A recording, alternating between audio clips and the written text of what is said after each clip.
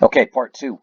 So what is the power of the central limit theorem as we finish the last video? It is this, that you could take any sample, and I apologize, as I talk I was circling things and now it just looks like a jumble of circles, but you could take any population, whether it's uniform distribution or multimodal, that squiggle line, or normal, or you could take a population that is skewed one way or the other, skewed right or skewed left in this particular case. Take any population and take multiple samples of size 30 and then take those samples and collect a bunch of sample means. And if you take the distribution of those sample means, aka the sampling distribution of means, is going to be approximately normally distributed. And because it's approximately normally distributed, we can use z-scores. Let me put an exclamation point right there. We could use z-scores. There it is. That, my friends, is the power of the central limit theorem, going from the unpredictable to the very predictable. So now let's put this into action. Let's go to our examples. Okay, and that's my daughter there. She's joining us for the lecture today.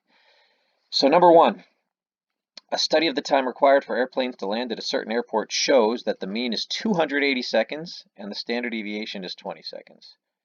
For a sample of 36 randomly selected incoming planes, find the probability that their mean time for landing is between 280 and 284 seconds. All right, so what's going on here? A lot to digest. Let's unpack this. The mean time to land in terms of the population, it says in the word problem, is 280 seconds. Okay, it's 280 seconds. The standard deviation is 20 seconds. As far as the size, think about an airport. Do planes on a day-to-day basis, and I know, oh my goodness, the time being exactly what it is, yes, they do. But in general, do planes ever stop landing at an airport? No. So the size is essentially infinite. It goes on forever and ever and ever. We'll be flying our planes. So now, let's apply the sampling distribution. Let's say we're taking a sample, and in this case it says taking a sample of 36 randomly selected incoming planes. So lowercase n equals 36. So the mean of the sampling distribution, according to the central limit theorem, because 36 is greater than 30, is just equal to the mean of the population, which is 280 seconds. The standard error is going to be equal to the standard deviation divided by the square root of the sample size. So that's going to be standard deviation of 20 divided by the square root of the sample size, which is the square root of 36. So that's 20 divided by 6. And I'm going to round that to 3 decimal places. We round all standard deviations and standard errors to 3 decimal places, to the nearest thousandth.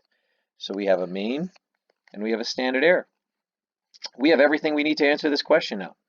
So I'm going to put the mean of 280 right in the middle. And it says, what's the probability of landing between 280 and 284 seconds? So 284 I'll put out here. I'm going to shade the area in question. And I'm going to take these raw averages, not necessarily raw scores this time, raw averages, and I'm going to convert them to z-scores. So the z-score of 280 is 0. The z-score of the mean is always 0. Now I need to find the z-score of 284. So I'm going to take 284 minus 280. And this, everyone, is what differentiates finding the z-score of a population value versus finding the z-score of a sampling distribution value. Instead of dividing by the standard deviation of 20, which is what I would do is if I just sampled one item, I would divide by the standard deviation of 20 if I sampled one item. But since I'm sampling more than 30 items, the central limit theorem kicks in. So I divide not by 20, but by the standard error, 3.333. Ladies and gentlemen, the central limit theorem is nothing more than a z-score problem, but you are dividing by standard error rather than standard deviation. And if I do that, I get a z-score of 1.20, or just 1.2. If I look up 1.2 on my z-table, pause the video, get your z-tables right now. Pause the video, get your z-tables. But if I go down to 1.2, I find an area of 0.381. And there, my friends, is my answer right there. 0.3849. That is very messy, so let me rewrite that. 0.3849. There we go. Number 2. Okay. Number 2. A strobe light. A strobe light is designed so that the mean time between flashes is 10 seconds and the standard deviation is 0.4. So my mean is 10 seconds. Standard deviation is 0.4. If 40 strobe lights are randomly selected, so for my sampling distribution, lowercase n equals 40. Find the probability that their mean time between flashes is longer than 10.1 seconds. All right, so I've got a mean of 10, standard deviation of 0.4. Again, strobe lights. Always happening. There's parties always going on. There's virtual parties going on right now. So the size there is infinite. You're always making strobe lights. You never stop. Okay? The mean of the sampling distribution is equal to the mean of the population. So 10. Standard error is equal to standard deviation over root n. So that's equal to 0.4 over root 40. And if I work that out, that turns out to be 0.063. You down with 063? Yeah, you know me. All right, so I put my mean of 10 right in the middle. And I'm going to put 10.1 right here. You might say, Mr. Cody, 10.1 is very close to 10. Why are you putting it all the way out there? Well, 10.1 is 1/10 away, but a standard error is 0.063, 6/100th. So it's more than one standard deviation. So 10.1, I'm going to shade to the outside. And I am now going to find this z-score. So these are sample averages, turn them into z-scores. And so I'm going to do 10.1 minus 10 divided by 0.063. And I'll get a z-score of 1.59. Take a moment, look up 1.59 on your z-table, and you should get an area of 0.4441. 0.4441.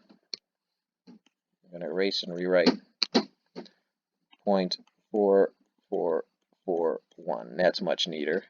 So if I take 0.5 and subtract it by 0.4441, I get 0.0559. And that is my answer to that question right there.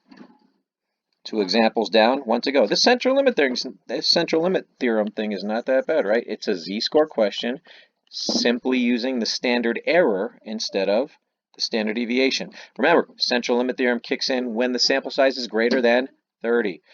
For 1,000 fuses, the breaking points have a mean of 7.5 amps and a standard deviation of 1 amp.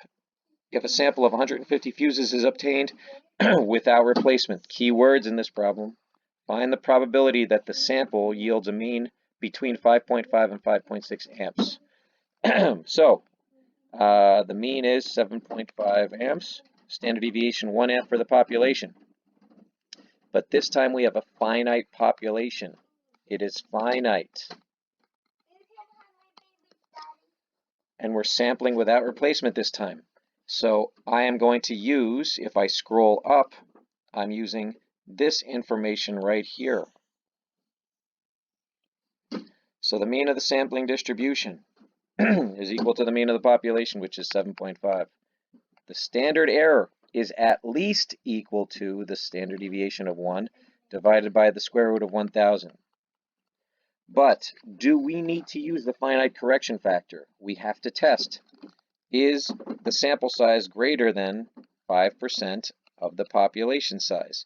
So the sample size is what here? What's our lowercase n? We're taking samples of 150. Sample of 150. So is 150 greater than 5% of 1,000? Well, 5% of 1,000 is 50. So is 150 greater than 50? The answer is yes. And whenever the answer is yes, you use the finite correction factor. So I need to multiply by the square root piece. 1,000 minus 150, divided by 1,000 minus 1. And if I plug all that in, I get a standard error of 0.075. So that's how you find the standard error when sampling without replacement with a finite population. Test to see if you need to use the finite correction factor, and if you do, use it. So the mean is 7.5, and then it says between 7.5 and 7.6. From here, it's gravy. These are the sample means. Let's calculate the z-scores. So the z-score will be 7.6 minus 7.5 divided by 0.075. And I get a z-score of 1.33. It's 1.3 repeating, but remember, z-scores get rounded to 2 places because that's all your z-score table rounds it to. And my area turns out to be 0.4082. That's it, everybody. I hope you enjoyed this lesson. Use these examples to do your homework out of the book tonight.